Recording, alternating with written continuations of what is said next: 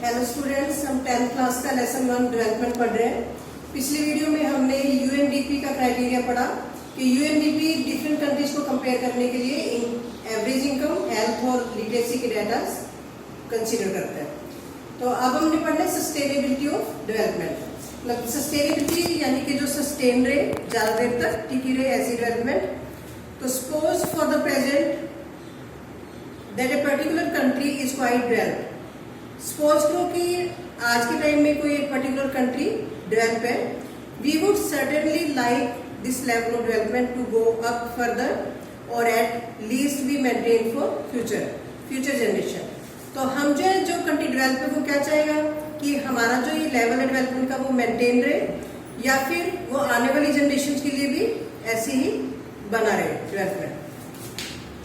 This is obviously desirable, तो ऐसा होना भी चाहिए, डिजायरेबल है ये। However since the second half of the 12th century a number of scientists have been warning that the present type and level of development are not sustainable। लेकिन second half जो 20th century है उसका जो second half यानी कि 20th century के last में जो साइंटिस्ट हैं वो वार्न करने लगे कि जिस तरह की हम डेवलपमेंट कर रहे हैं वो सस्टेनेबल नहीं है, उसमें हम आने वाली जनरेशन का ध्यान नहीं रख रहे और एनवायरमेंट में जो पोल्यूशन है उसके बारे में ध्यान नहीं रख रहे। यानी कि हम जो डेवलपमेंट कर रहे हैं उसमें हमारे रिसोर्सेज खत्म होते जा रहे हैं, आने वाली जनरेशन के लिए नहीं बचेंगे और एनवायरमेंट भी पॉल्यूट होता जा रहा है। तो ये डेवलपमेंट सस्टेनेबल नहीं है। जैसे ground water is an example of renewable resource. जैसे हम ग्राउंड वाटर का एग्जाम्पल लेते हैं कि ग्राउंड वाटर रीन्यूएबल है, ये हर साल रिन्यू हो जाता है सीपेज के साथ। These resources are replenishable by nature as in the case of crops and plants। जैसे क्रॉप्स और प्लांट्स की तरह जो ग्राउंड वाटर है वो भी रिप्लेनिश या दोबारा से ऑब्टेन हो जाता है। However, even these resources may be overused। लेकिन ये रिसोर्सेज भी अगर हम ओवर यूज करेंगे, for example in the case of ground water, मान लो ग्राउंड वाटर को हम ओवर यूज करते हैं। If we use more than what is being replenished by the rain, then we would be overusing this resource। तो overuse हम कब बोलेंगे? जितना ये जो अंडरग्राउंड वाटर बनता है, सीपेज होती है इसकी, अगर इससे ज्यादा हम उसको यूज करते रहेंगे तो यानी कि हम उसको ओवर यूज कर रहे हैं। उतना वो मेंटेन रहना चाहिए। अगर वो कम हो रहा है तो इसका मतलब वो जो है खत्म होता जाएगा। तो non renewable resources are those which will get exhausted after years of use. Non renewable resources कौन से होते हैं? जो कि कुछ सालों के बाद हम जो है अगर कोई यूज करते रहे तो वो खत्म हो जाएंगे, जैसे coal, petroleum. We have a fix stock on earth which can not be replenished. तो नॉन रिन्यूएबल रिसोर्सेज का फिक्स स्टॉक है हमारे पास, तो जिसको हम रिप्लेनिश नहीं कर सकते। जितना हमारे पास है अगर हम उसको यूज करते रहेंगे, मान लो जैसे कोल को हम कंटिन्यूसली यूज करते रहेंगे तो वो खत्म हो जाएगा। We do discover new resources that we did not know the of earlier. हमारे पास जितने रिसोर्सेज हैं उतने का ही हमें पता है। जब तक हमें दूसरे रिसोर्सेज नहीं मिलते तब तक वो हमारे लिए लिमिटेड है। तो इसलिए अगर हम उनको कंटिन्यूसली यूज करते रहेंगे तो वो खत्म हो जाएंगे। तो new resources in this way add to stock. अगर नए रिसोर्सेज मिल भी जाते हैं तो हमारा स्टॉक उसमें बढ़ जाएगा। However over time even this will get exhausted. तो अगर हमारे स्टॉक बढ़ भी जाते हैं फिर भी अगर हम कंटिन्यूसली नॉन रिन्यूएबल रिसोर्सेज को यूज करते रहेंगे तो वो एग्जॉस्ट हो जाएंगे, खत्म हो जाएंगे। तो consequences of environmental degradation do not respect national और स्टेट बाउंड्रीज। अगर हम एनवायरमेंट डिग्रेड करते हैं यानी कि एनवायरमेंट की क्वालिटी को डाउन करते हैं पोल्यूशन से, तो ये जो इश्यू है ये एक नेशनल बाउंड्री तक ही या स्टेट की बाउंड्री तक ही लिमिटेड नहीं है।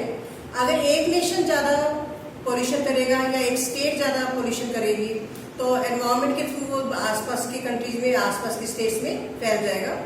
This issue is no longer region और नेशन स्पेसिफिक। तो ये इशू यानी कि जो एनवायरमेंट को सेव करने का, एनवायरमेंटल डिग्रेडेशन का जो इशू है वो स्पेसिफिक नहीं है। जैसे अगर न्यूक्लियर बॉम्ब ब्लास्ट होता है तो उसका जो इफेक्ट है वो पूरे वर्ल्ड पे आने वाला है, या फिर जो एयर के थ्रू जो भी वायरसेज आएंगे वो भी वर्ल्ड वाइड जो फैल जाएंगे। तो इस तरह से अगर एक कंट्री जो रिसोर्स खत्म कर रहा है या एक कंट्री ज्यादा पोल्यूशन फैला रहा है तो वो उसका नुकसान बाकी कंट्रीज को भी भुगतना पड़ेगा। जैसे मान लो एनवायरमेंट में टेम्परेचर बढ़ जाते हैं तो ओजोन लेयर डिप्लीट हो जाएगी, जिसका इफेक्ट अर्थ पे पड़ेगा। तो our future is link together, हमारा फ्यूचर जो है एक दूसरे के साथ जुड़ा हुआ है। सस्टेनेबिलिटी और development is comparatively a new area of knowledge in which scientists, economists, philosophers and other social scientists are working. तो जो सस्टेनेबल डेवलपमेंट एक ऐसा एरिया है, एक ऐसा फील्ड है जिसमें साइंटिस्ट, जो हमारे इकोनॉमिस्ट है, फिलोसफर्स है या जो सोशल साइंटिस्ट है, वो इकट्ठे काम कर रहे हैं। In general the question of development और प्रोग्रेस इज पेरिनियल। तो जनरली हम ये कह सकते हैं कि जो डेवलपमेंट का जो क्वेश्चन है वो पेरिनियल है, सबके लिए एक जैसा है। At all times as a member of society and an individual we need to ask where we want to go, what we wish to become and what our goals are. तो हर समय हमें अपने सोसाइटी के members और individual से ये पूछने की जरूरत है कि हम कहाँ जाना चाहते हैं और हम क्या बनना चाहते हैं और हमारे गोल्स क्या है। So the debate on development continues. तो इस तरह से जो डेवलपमेंट पे डिबेट कभी भी खत्म नहीं होगी और ये कंटिन्यू रहेगी। तो इस लेसन में हमने सारा डेवलपमेंट के बारे में पढ़ा। तो ये देखो, ये दो एक्टिविटीज दी हुई है, एग्जाम्पल दी हुए हैं ग्राउंड वाटर इन इंडिया।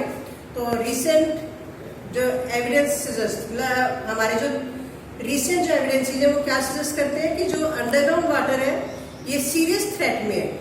ठीक है, तो 300 डिस्ट्रिक्ट्स में ये जो है डिक्लाइन हो चुका है 4 मीटर तक, यानी 4 मीटर्स तक जो अंडरग्राउंड वाटर है वो नीचे जा चुका है पिछले 20 सालों में। और 1/3 जो कंट्री है वो इसको ओवर यूज कर रही है और 25 to 60% जो कंट्री का पार्ट है वो जो है इसको ओवर यूज कर रहा है। तो अगर ऐसा ही चलता रहा तो अंडरग्राउंड वाटर जो है वो खत्म हो जाएगा।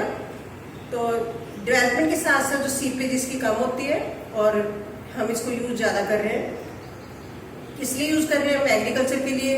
ठीक है, जैसे खासकर पंजाब, वेस्टर्न यूपी, हरियाणा, इनमें जो है हम एग्रीकल्चर के लिए यूज करते हैं। और साउथ में जो प्लेट्यूज में इसको भी अंडर जो ड्रिलिंग करके जो इसको निकाला जाता है। तो इस तरह से देखो अंडरग्राउंड वाटर जो है इसका एक एग्जाम्पल दिया ये। और इसी तरह से देखो ये क्रूड ऑयल रिजर्व बताए हैं कि जो पेट्रोलियम है उसके जो उसका जो नॉन रिफाइंड जो पेट्रोलियम है वो कितने स्टॉक्स है हमारे पास, रिजर्व्स कितने हैं। मिडल ईस्ट के पास 808,000 मिलियन बैरल और यूनाइटेड स्टेट्स अमेरिका के पास 50 और वर्ल्ड के पास 1697। तो जितना ये पेट्रोलियम है वो कितने सालों में खत्म हो जाएगा। ठीक है, मिडल ईस्ट में 70 ईयर्स में, अमेरिका में 10 ईयर्स में और पूरे वर्ल्ड में ये जो पेट्रोलियम के डिपॉजिट्स हैं 50 सालों तक खत्म हो जाएंगे, तब हमारे पास पेट्रोलियम नहीं बचेगा। तो इस तरह से ये पेट्रोलियम का हमने देखा कि ये नॉन रिन्यूएबल रिसोर्स है और इसको हम कॉन्टिन्यूसली अगर यूज करते जाएंगे तो ये खत्म हो जाएगा जब तक हमें नए रिसोर्सेज नहीं मिलते। और अंडरग्राउंड वाटर जो रिन्यूएबल रिसोर्स है वो भी डिप्लीट हो रहा है। तो इस तरह से हमें इसको सेव करके रखना चाहिए रिसोर्सेज को। तो डेवलपमेंट वाला चैप्टर आपका कंप्लीट है और आपका सिलेबस भी कंप्लीट है। ठीक है, तो नेक्स्ट हम रिवीजन करेंगे सिलेबस के अपने। Thank you.